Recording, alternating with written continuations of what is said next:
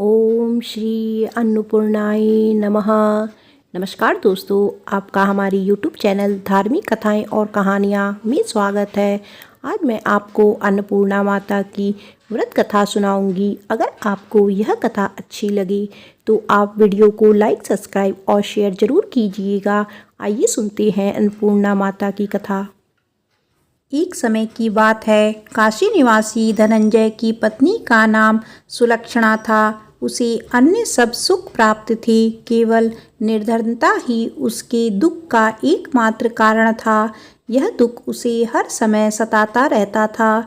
एक दिन सुलक्षणा पति से बोली, स्वामी आप कुछ उद्यम करो तो काम चले, इस प्रकार कब तक काम चलेगा।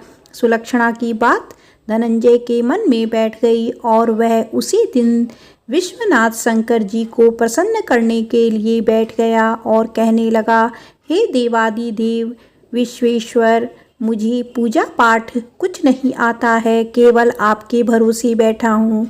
इतनी विनती करके वह 2-3 दिन भूखा प्यासा बैठा रहा।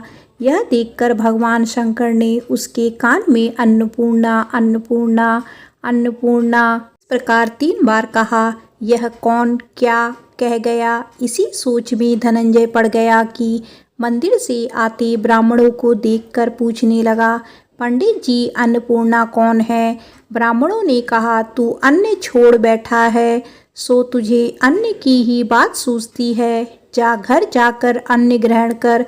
धनंजय घर गया, स्त्री से सारी बात कही। वह बोली, नाथ चिंता मत करो, स्वयं शंकर जी ने यह मंत्र दिया है, वे स्वयं ही खुलासा करेंगे, आप फिर जाकर उनकी आराधना करो। धनंजय फिर जैसा का तैसा पूजा में बैठ गया। रात्रि में शंकर जी ने आज्ञा दी और कहा, तू पूर्व दिशा में चला जा। वह अन्नपूर्णा का नाम जपता जाता और रास्ते में फल खाता, झरनों का पानी पीता जाता। इस प्रकार कितने ही दिनों तक चलता गया। वहां उसे चांदी सी चमकती वन की शोभा देखने में आई, सुंदर सरोवर देखने में, या उसके किनारे कितनी ही अप्सराएं झुंड बनाए बैठी थी। एक कथा सुनती और सब मिलकर माँ अन्नपूर्णा इस प्रकार बार बार कहती थी। यह अगहन मास की उजेरी रात्रि थी और आज से ही व्रत का आरंभ था। जिस शब्द की खोज करने वह निकला था, वह उसे वहां सुनने को मिला। धनंजय ने उसके पास जाकर पूछा, हे देवियों, आप यह क्या करती हो। उन सब ने कहा, हम माँ अन्नपूर्णा का व्रत करती हैं। धनंजय ने पूछा, व्रत पूजा करने से क्या होता है। यह किसी ने किया भी है, इसे कब किया जाए, कैसा व्रत है, मैं और कैसी विधि है, मुझसे भी विस्तार से बताओ। वे कहने लगी, इस व्रत को सब कोई कर सकते हैं। 21 दिन के लिए 21 गांठ का सूत लेना चाहिए। 21 दिन यदि ना बने तो एक दिन उपवास करे। यह भी ना बने तो केवल कथा सुनकर प्रसाद ले, निराहार रहकर कथा कहे। कथा सुनने वाला कोई ना मिले तो पीपल के पत्तों को रख, सुपारी या घृत कुमारी वृक्ष को सामने कर, दीपक को साक्षी कर, सूर्य, गाय, तुलसी या महादेव को बिना कथा सुनाए मुख में दाना ना डालें। यदि भूल से कुछ पड़ जाए तो 1 दिवस फिर उपवास करें। व्रत के दिन क्रोध ना करे और झूठ ना बोले।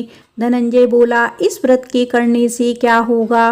वे कहने लगी, इसके करने से अंधों को नेत्र मिले, लूलों को हाथ मिले, निर्धन के घर धन आए, बाजी को संतान मिले, मूर्ख को विद्या आए। जो जिस कामना से व्रत करे, माँ उसकी इच्छा पूरी करती है। वह कहने लगा, बहनों, मेरे पास भी धन नहीं है, विद्या नहीं है, कुछ भी तो नहीं है, मैं तो दुखिया ब्राह्मण हूँ, मुझे इस व्रत का सूत दोगी। हाँ भाई, तेरा कल्याण हो, हम तुझे अवश्य देंगी, ले इस व्रत का मंगल सूत्र ले। धनंजय ने व्रत किया, व्रत पूरा हुआ। तभी सरोवर में से 21 खंड की सुवर्ण सीढ़ी हीरा मोती जड़ी हुई प्रकट हुई। धनंजय जय अन्नपूर्णा माता कहता जाता था। इस प्रकार कितनी ही सीढ़ियां उतर गया तो क्या देखता है कि करोड़ों सूर्य से प्रकाशमान अन्नपूर्णा का मंदिर है। उसके सामने सुवर्ण सिंहासन पर माता अन्नपूर्णा विराजमान है। सामने भिक्षु हेतु शंकर भगवान खड़े हैं। देवांगनाएं जानवर डुलाती हैं, कितनी ही हथियार बांधे पहरा देती हैं। धनंजय दौड़कर जगदम्बा के चरणों में गिर गया। देवी उसके मन का कलेश जान गई। धनंजय कहने लगा, माता आप तो अंतर्यामिनी हो, आपको अपनी दशा क्या बताऊं। माता बोली, मेरा व्रत किया है, जा संसार तेरा सत्कार करेगा। माता ने धनंजय की जिह्वा पर बीज मंत्र लिख दिया।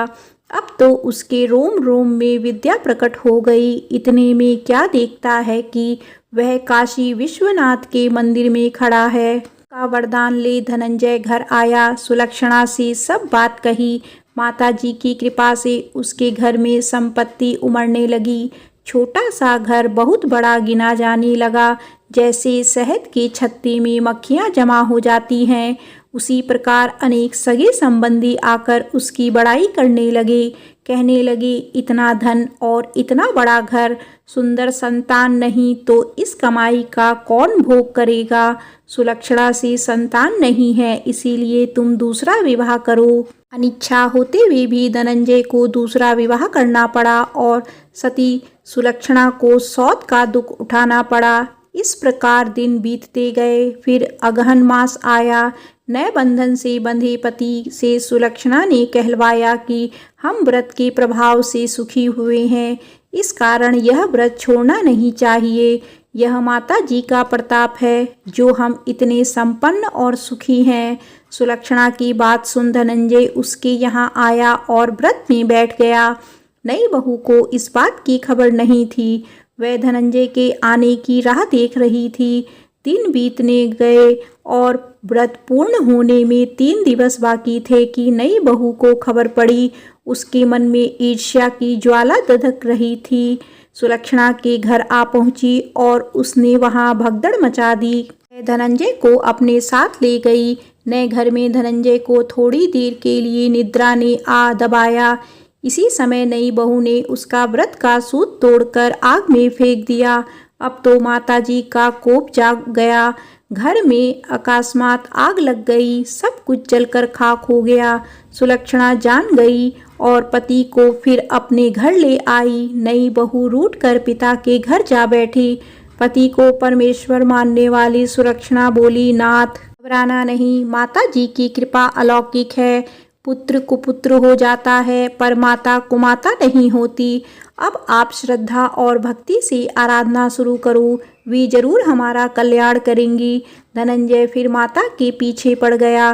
फिर वही सरोवर सीढ़ी प्रकट हुई, उसमें माँ अन्नपूर्णा कहकर वह उतर गया।